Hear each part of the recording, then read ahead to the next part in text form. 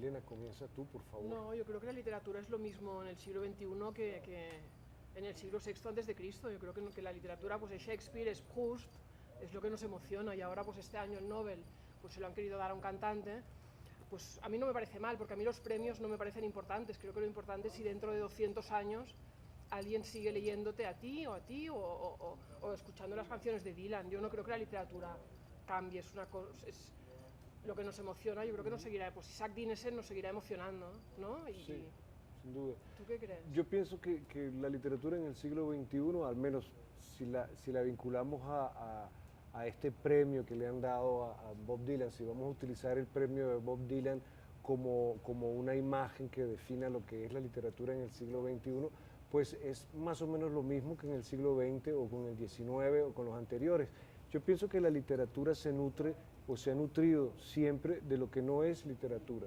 Shakespeare se nutrió de una cantidad de fábulas y de historias que vienen de la literatura italiana, pero también se nutrió de muchas conversaciones de taberna, Sí, y de muchas, claro. y de muchas historias escuchadas en bares y en noches de conversación en el puerto de Londres, ¿sabes? Y del mismo modo Cervantes se nutrió de los libros de caballería, pero también de muchas experiencias que él vivió al margen de su literatura, o que venían también de lo que podía ser en aquel momento una literatura popular, ¿no? Yo creo que la literatura ha vivido siempre de los márgenes de la literatura, siempre ha vivido como comiéndose otros espacios exteriores, y en ese sentido tiene razón Blanchot, aunque suena un poco trágico, aunque suena un poco melodramático, esa idea de Blanchot de que la literatura siempre avanza como diluyendo sus propios límites, y la decisión Sí. de la Academia Sueca pues corresponde a esa lógica de extensión. Bueno, de verdad, la literatura es permanente. Sí. Es Homero, sigue siendo Exacto, Homero. sí. Homero es el parámetro, no es Dylan, es Homero, ¿no? Homero propició Shakespeare, propició Cervantes. Lo que Guerrero está diciendo, me parece que siempre la literatura se nutre de qué? De las márgenes, pero de la vida, de las pasiones, sí. ¿no? De lo obscuro, de un misterio inexpugnable. Entonces trata de que la literatura? Contar la historia humana, recuperar la memoria humana para que sepamos quién somos, Sí. quién hemos sido en el pasado siempre. Entonces a mí me parece que la literatura cumple el deber de asinalar quién somos, Sí. la identidad humana. No es la identidad de las ideologías, la identidad de nuestras pasiones. Claro, y esto lo cambiará La con el literatura tiempo. puede ser hasta teológica, Sí, porque claro. está muy vinculada al sagrado, pero a la vez es profana. O sea, yo creo que la literatura es todo que existe.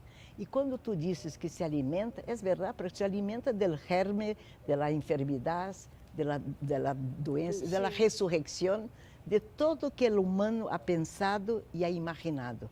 Es el paraíso de la invención, de la imaginación. Y la imaginación humana no tiene límite.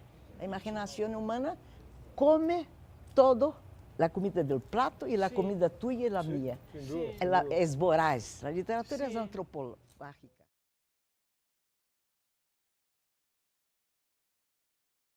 Sin duda. Sí. Sí, pero no es el imperio del verbo. Sí, Porque la música, ellos sirven a la música. La Claro. música es imperativa. O sea, tiene que subordinar la palabra, el verbo, a los intereses de la música. Es una maravilla, no estoy contestando, pero no es lo que se convencionó a llamar literatura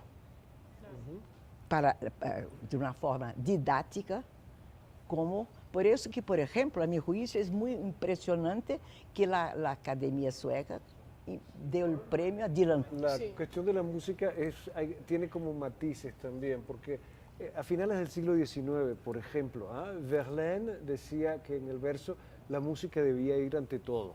Y alguien como Oscar Wilde dijo alguna vez que todas las artes debían tender a la condición de la música. Todas las artes debían tender a la condición de la música. La presencia de la música y de la relación entre música y palabra puede entenderse de muy distintas maneras en la historia de la poesía. Además, la historia de la poesía está marcada por la presencia de la música. Yo creo que en el caso de Bob Dylan, si me permites una opinión, hay como dos problemas distintos que giran alrededor de esa decisión. El primero es el carácter tardío de esa decisión.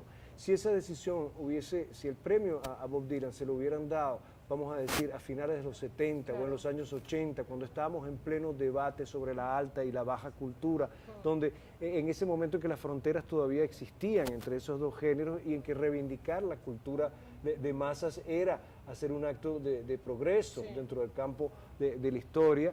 En ese momento, si la Academia Sueca en los 70 o en los 80 le da el premio a Bob Dylan, todos habríamos sentido que había una afirmación de un final, de una manera de concebir los vínculos entre alta y baja cultura. La mayoría de sus grandes canciones estaban escritas. Claro, en ese momento. Tiene canciones buenas después, posteriores, pero casi toda su obra, las canciones más importantes, a mí me gusta mucho Bob Dylan. Y eso hubiera sido un momento cenital para la Academia Sueca, pues marcar que efectivamente las fronteras entre alta y baja cultura, entre cultura popular y cultura de élite se estaban borrando, estaban desapareciendo, íbamos a hacer otra cosa. Sido muy interesante. Eso hubiera sido interesante.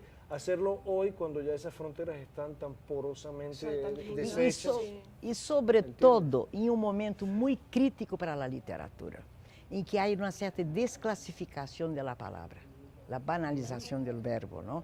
Então, me parece que é um oportunismo inadequado, a meu juízo, porque hoje a literatura necessita de espaço público, de reconhecimento, porque há uma tendência a pôr as palavras debaixo do tapete, junto com os conceitos do pensamento. Então, me parece que é um desserviço. É um desserviço que teria que se levar em consideração.